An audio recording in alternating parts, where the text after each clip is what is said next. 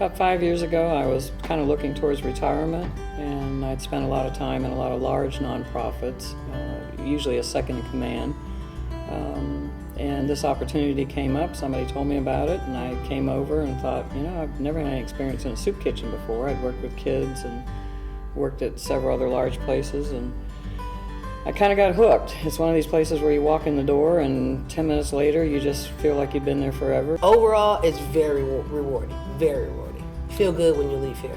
With a nonprofit, what you're doing makes you feel good, which doesn't always happen in the for-profit world. In the 6 years I've been here, there has been numerous people that have never known that this place existed since '79.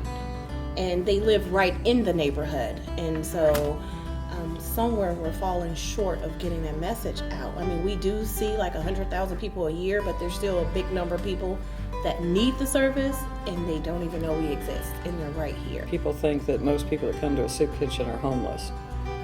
We've done some surveys in the last couple of years, and probably only about 25% of our clients are homeless. And what we've managed to provide here is a really safe, welcoming place for anybody who's hungry. That's the only rule. You have to be hungry when you walk through the door. When I ask some of our clients out in the dining room why they come here, it isn't for food, isn't the top reason that they come here. It's because they come here to socialize and they feel safe. We're very unique as far as soup kitchens are concerned. We're the only soup kitchen in town that's actually approved by the Department of Education to be a summer meal site for kids. As you notice in the dining room today, people come in at 7 o'clock in the morning and they stay until 1. They watch TV, they play board games, they play bingo, they interact with each other, they fuss and fume with each other sometimes. I mean, it's kind of like a very extended family. I see more interaction with the kids. I see that we have a lot more kids coming in, because before, when I came in, there was a lot of singles, a lot of males, a lot of females. And those same people in 6 years, they're comfortable enough with us that they bring their children. We have volunteers who come in and help the families interact with their kids and play games. I had a father a couple years ago who just swore up and down he never played a game with his kid. By the end of the evening, I had given him the Chutes and Ladders game to take home. It was the first time he'd ever played a game with his little 4-year-old daughter. He had such fun with it, she had such fun with it, we gave him the game and let him take it home. We never have enough volunteers. And even if we have a roster with 200 people on it, we probably can only rely on 50 of those people. We need more volunteers.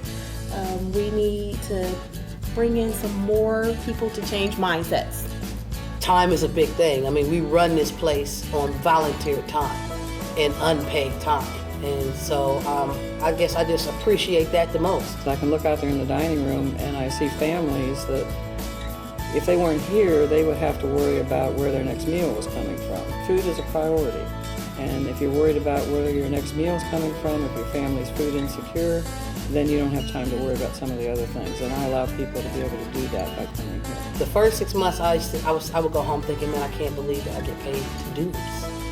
And I still feel that way. I understand why I get paid to do this, because it's not the easiest.